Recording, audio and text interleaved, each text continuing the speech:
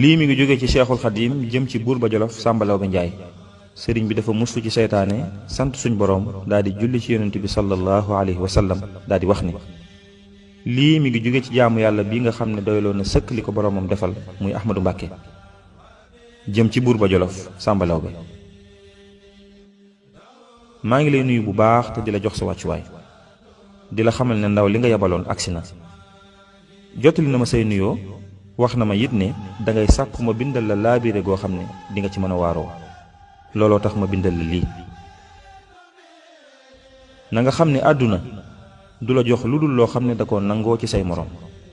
du jox say moroom it lu dul lum nangoo ci yow maanaam bu tayee mu ànd ak yow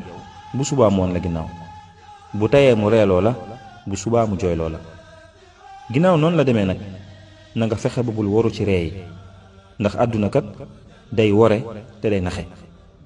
te foo ko gisee muy ree balaa yàgg rek mu soppi xar kanam kon loolu na nga ci bàyyi xel. maa ngi lay digalit na nga góorgóorlu sa kem kàttan ci dimbale way néew doole yi ak way ñàkk yi te nga wan ginnaaw lépp loo xam ne ak tooñ la akuk jaay doole ndax kuy tooñ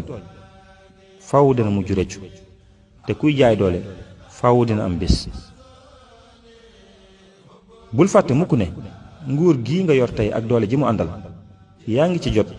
ginnaaw bi ko àdduna fuqatee ci loxoy ña ko yoroon ñoo xam ne ñii dañoo mujj faatu ñii dañoo folliku te it noonu nga ci jotee noonu képp nga koy ñàkkee faaw bis dina ñëw nga faatu wacc fi nguur gi mbaa nga folliku ñàkk nguur gi. ginnaaw noonu la demee nag na nga góorgóorlu ci lépp loo xam ne dalay jëriñ àdduna ak àllaaxira. ndénkaan li ma la doon dénk fii la yam ma di la xamalit ne soo jëfee lii ma la wax yow képp lay jëriñ soo ko jëfeewut nag lépp lu la ci fekk yaa ko teg sa bopp. ndénkaan lii sëriñ bi dénk buur bii nag mbokk yi ndénkaan la lu am njëriñ loo xam ne képp ku yor ak ndombo tànk moo xam gu mag la wala gu ndaw gu diine wala gu aada war nga cee bàyyi xel